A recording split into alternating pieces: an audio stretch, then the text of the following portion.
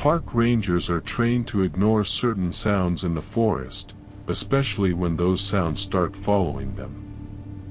Because once you stop and listen too closely, you might realize something is keeping pace with you, and it shouldn't be.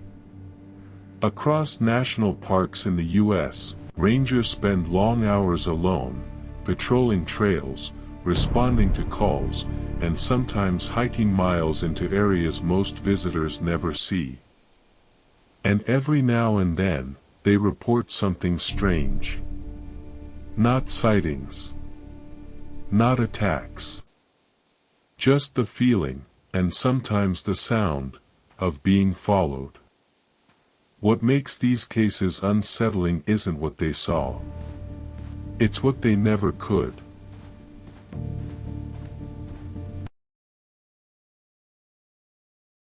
In late October, a ranger was doing a routine patrol near a wooded trail in the Pacific Northwest.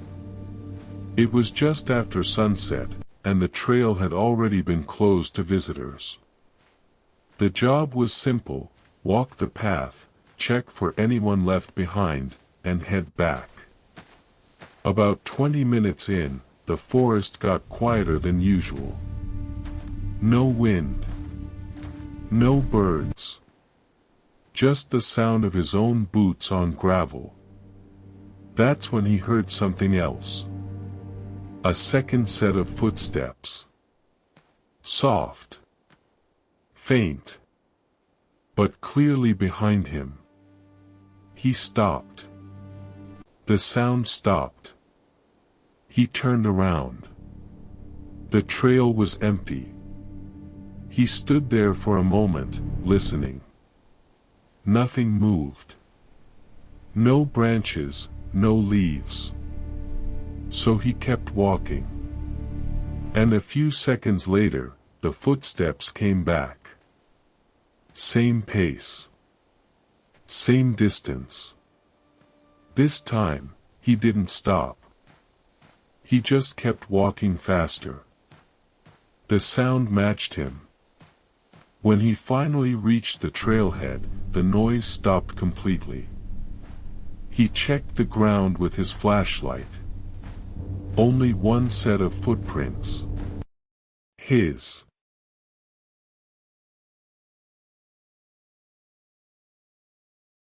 A ranger in the Appalachian region was assigned to check a remote fire road after a storm had passed through the area. It was early morning, still dim under the trees, and the road was lined with thick forest on both sides. About a mile in, he noticed something odd on the radio. Static. Not constant, just short bursts. Every few seconds. At first, he thought it was interference. But then he realized something else. The static wasn't random. It came in patterns. 3 short bursts. Pause. 3 again. He stopped walking and listened. What's that in the trees? The forest was quiet.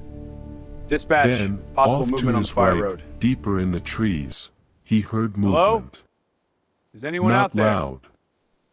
Just something shifting. Like something stepping carefully. He called out, assuming it might be a hiker. No response. He kept walking, but now the movement kept pace with him, hidden behind the tree line. Always to the side. Never crossing the road. The radio continued, 3 bursts, pause, 3 bursts. When he finally got back to his vehicle, the radio cleared instantly. No static. Later, when the recording was checked, the static wasn't there at all.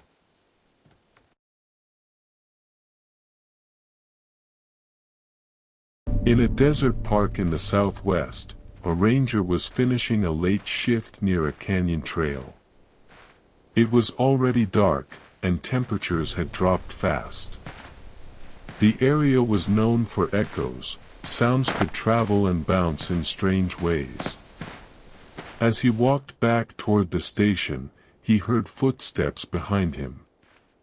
At first, he assumed it was just echo. But something felt off. The timing wasn't right. Echoes usually follow a delay. This didn't. The steps landed almost at the same time as his. Just slightly behind. He stopped walking. The sound stopped instantly. He turned. Nothing there. No rocks shifting. No animals. Just open trail. He decided to test it. He took a few quick steps forward. The second set followed. Same rhythm. Same distance. Then he changed his pace, slower. The sound adjusted. Matching him perfectly. Not echoing. Mirroring. He didn't run. He just walked steadily back. When he reached the station lights, the sound disappeared. He later mentioned it casually to another ranger. The response was simple. Yeah, don't walk that trail alone at night. But one report changed how some rangers think about these situations entirely.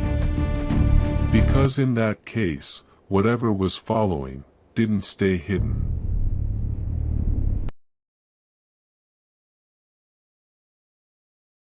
A ranger in the Rocky Mountains was checking a backcountry campsite after receiving a report that someone might still be out there past closing hours. It was deep in the forest, miles from the nearest road. He reached the campsite just before dusk. Empty. But something wasn't right. The fire pit was still warm. No gear. No trash. No signs of anyone packing up. Just warmth, like someone had left minutes ago. He started scanning the area. That's when he heard it. Footsteps circling the edge of the clearing. Not rushing. Not hiding. Just walking. Slow and steady. He turned toward the sound. Nothing Hello? visible. Anyone out there? But This the is the park footsteps ranger. Please continued, respond. moving behind trees, by the fire pit. staying Show just yourself. out of sight. He called out. No answer. Hello? Is someone Then, there? for a brief moment, he heard something else. His own voice. Repeating back to him. Not like an echo. Clearer. Closer. But slightly delayed, and coming from a different direction. He backed away toward the trail. The footsteps followed for about 30 seconds. Then stopped. When he returned with another ranger the next morning, the campsite was cold. No footprints. No signs anyone had been there at all.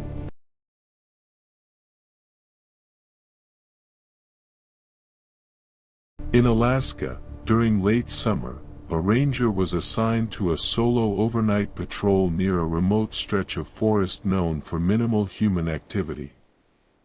No trails. No regular visitors. Just miles of dense wilderness. Around midnight, he woke up suddenly. No clear reason. Just a feeling. Then he heard it. Something moving outside his tent. Not circling. Standing still. He could hear faint shifts, weight adjusting on the ground. Breathing. Slow. Heavy. He stayed quiet, listening.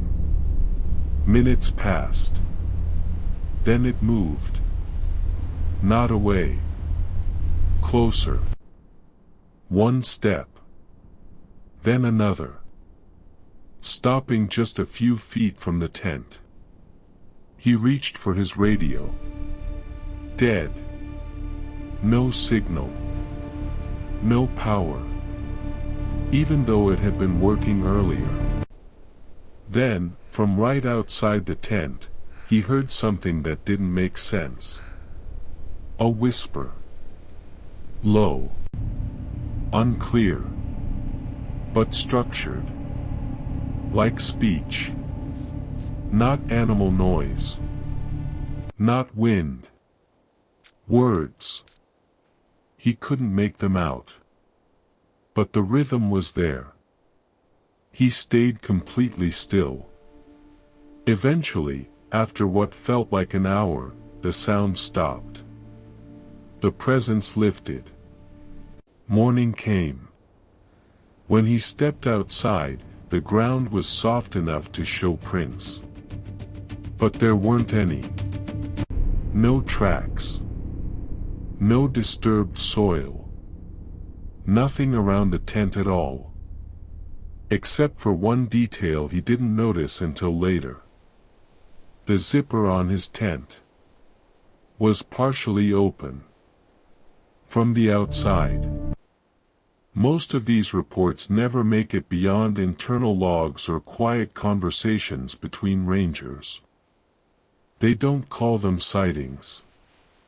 They don't call them threats. Just, unexplained. And according to some rangers, if you ever feel something matching your pace in the forest, you're not supposed to stop and look. Because whatever it is, might stop too.